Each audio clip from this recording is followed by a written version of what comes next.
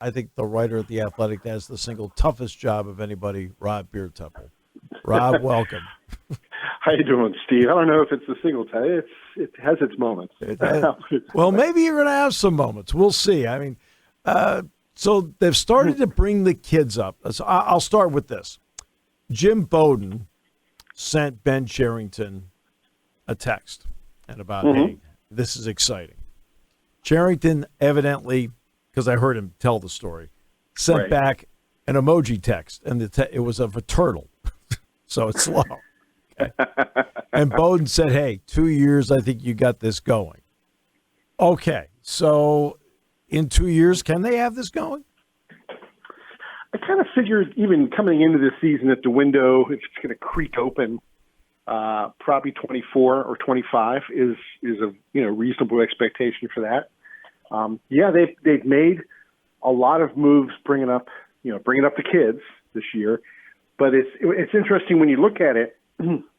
A lot of them have been moves, and I kind of alluded to this the other day in my story, that they've made moves with the kids, but it's out process kind of moves. Yeah, it's not. I mean, Cruz is the first big guy that you think, well, this is a piece, cornerstone piece going forward. He's really kind of the first one that come up. Sawinski was a surprise, and they're going to need more of those, but he's exactly what they need. He was a guy that they brought up thinking he'd be here short term, fill a need. Reynolds was on the COVID IL at the time, and he's just, Sawinski has looked pretty good. His average, some of the numbers are still a little low, but the power is there, and he's looked pretty good in the field. So he stuck around. Other guys that they brought up, you look at it, you got Cal Mitchell, those kinds of guys, and you wonder, are they really long-term everyday players? Maybe, maybe not, and that's kind of what the Pirates are figuring out now before the window opens or before it's due to open. This is the time you can kind of experiment a little bit, probe a little bit and figure out just what you have. What kind of role would this guy fill down the road if and when some more of the bigger pieces. I was talking to the producer before I came on about Liover Peguero. Yeah, he's a guy you would figure is a piece. He's a cornerstone, whether it's at short or second or whatever. He's not here yet. They gave him a little taste. Then they set him down. They kind of did the same thing with Swaggerty. They gave him a little taste, kind of get that awe factor shaken off. And then maybe when he gets back, that won't be a consideration. You have already been here, and that's one less hurdle to have to clear whenever he finally does get back up, presumably for a longer run. All right. So short answer, yeah, kids are coming. Longer answer, yeah, but it's still not the kids. It's still not the big guys. Right. So let's start with Cruz playing shortstop. Is it important in some ways for the Pirates to let him get it out of his system to play shortstop, and then maybe he shows them he should be, but at least let him get him out of his system and give him the shot? Yeah, I mean, I think, coming into this year, I would have said that he's going to be an outfielder, and the sooner they can get that done, the better. And talking with some scouts who saw in the minor leagues, it wasn't like he was actively fighting the Pirates on becoming an outfielder or playing in the outfield, but it clearly something he is not interested in. I can put it that way. Right. And at this point, it goes back to with a guy like Sawinski. Before you really didn't know what you had with him. Wasn't on the 40-man roster, was still a Double-A. Then he kind of hits a little bit here. And now you're thinking, well, maybe now this is a piece in the outfield in the future. So maybe your outfield mix doesn't look quite the same as it did back in April, March. Same thing with a guy like Mitchell, with a guy like Swaggerty. If those guys really can be everyday players out there, then there's less of a need to move O'Neil Cruz to left field or right field. And maybe he does stay there. If he does stay there, it's not the end of the world for Liover Peguero. He can still play second base. Right. And he's a guy who can flip-flop. He and Cruz, Cruz could have a day off. Cruz could DH. Cruz could go out in the outfield a day or two here and there. So there'd still be plenty of opportunities for Peguero at short. But again, they're looking for what are our options in 2024, 25. And that's the kind of stuff you find out now. Right. Yeah. Get it out of your system. See what see if you know what, O'Neil, you're right. You can play short. We've watched it every day. You're wrong. You're going to the outfield. So something like that. You watch. Obviously, he's naturally gifted, and no question. Do you get any read? Because when you're at double or triple, you do go through full seasons, so you do have to make some adjustments. But the sophistication of the analytics on this level of hot and cold are precise. Mm-hmm. Have you heard whether he's the kind of young man that can adjust, or is there one way that he has to go about his business? I think that's still kind of to be determined, especially at this level, because at this level, adjusting to the pitchers at double and triple A is one thing. Because there is movement of guys up and down, because you get different levels of ability, frankly, and up in the big leagues, the level of pitching that you get is going to be a lot more consistent, and it's going to be consistently good. And just the pressures and the grind of a day-to-day kind of thing in the majors is different from those same kind of things in the minors. In the minors, you're trying to claw your way up, which is one thing. But trying to stay, as Clint Hurdle always would say, there's no higher level. You don't go up anywhere from here. Right.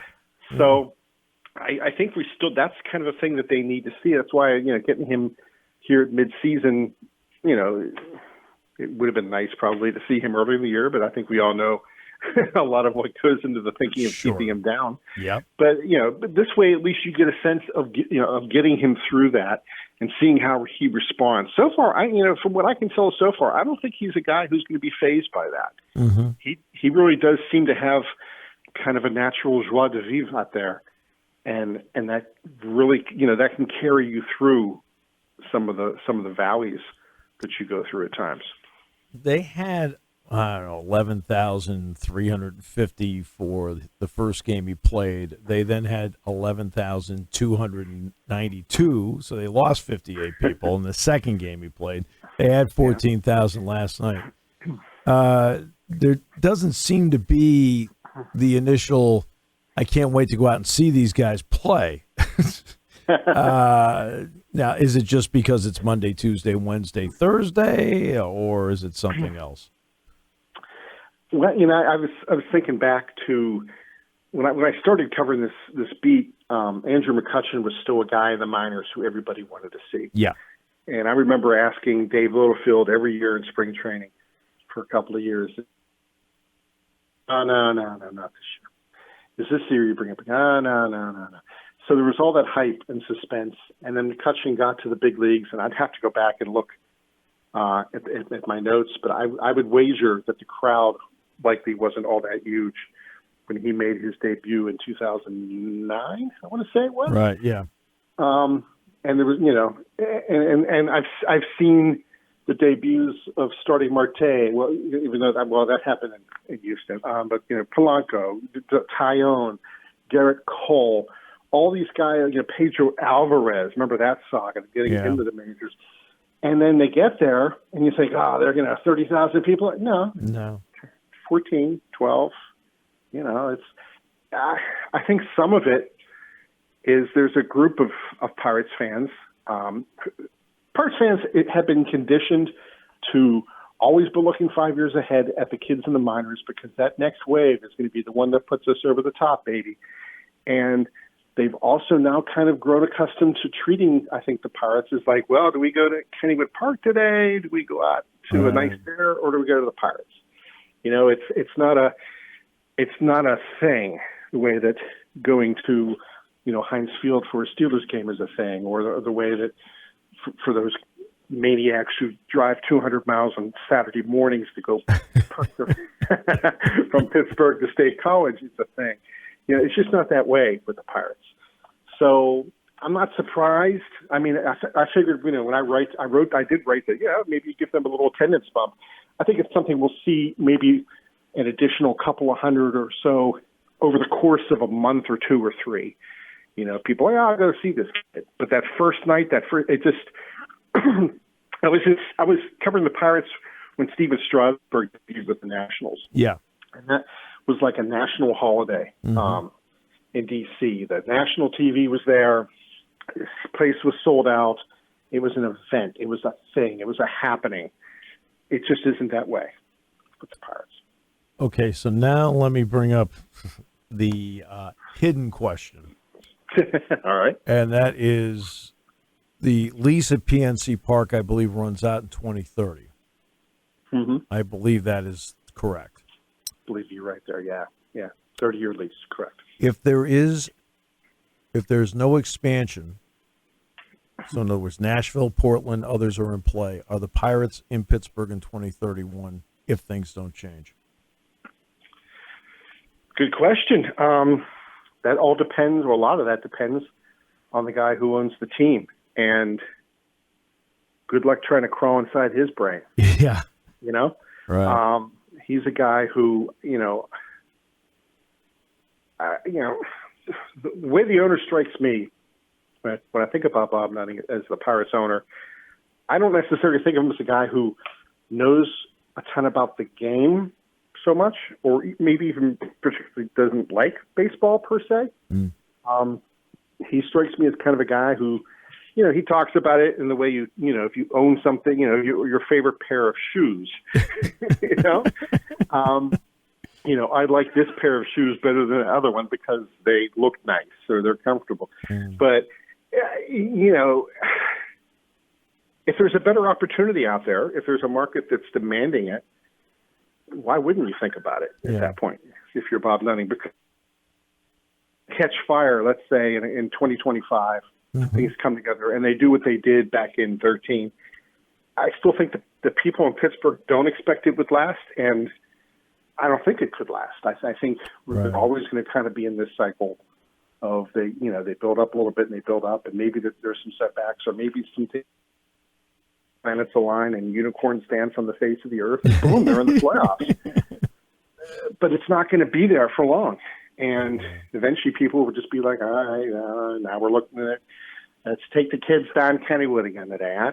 Yeah. Instead of, so if you're Bob Nutting, when you're out of that lease situation, why wouldn't you think about it? Now, the world could be vastly different in MLB in 6, 7, 8 years. So who knows? Well, see, that's why I strongly feel that something would benefit. It's quick cash for baseball if they would do it. It would be like $2 to $2.5 billion an expansion team.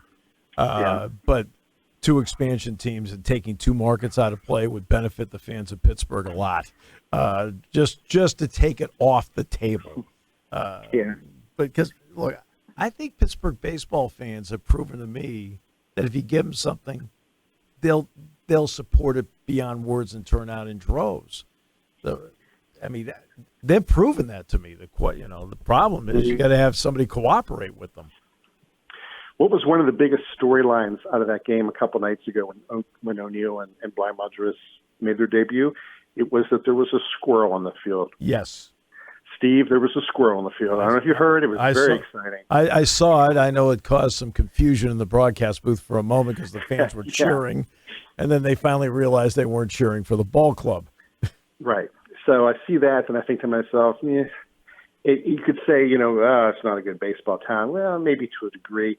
I just think that's kind of sports in general now. It's the shiny object. Yeah. And even if it's something in the stadium that's not at all related to the team on the field, it's a shiny object. And, so, I don't know if that bodes well or not for the future of the sport, but there's probably something there to determine. Yeah. All right. So let's talk about the other kid that came up with O'Neil Cruz, who's he made a nice play in right field. Yeah. He's contributed. I think he's hit a home run. Yes, he did. Yeah. What do you think of him? Bly Madras is a guy who, he was one of the. It was funny the way that Ben Sherrington described him was with an organizational win. He was a guy who looked like just a guy when he was in the minors. He was good player, solid player, not flashy, not somebody who was ever in those top 30 lists, that they put out of prospects and all that. He was just a guy, but he was a guy who just kept playing well and kept playing a little bit better. And there were some people in the front office, some of the coaching staff, development staff, who, to use the old baseball phrase, were pounding the table for him a little bit. Like, hey, look, this guy just sticks around.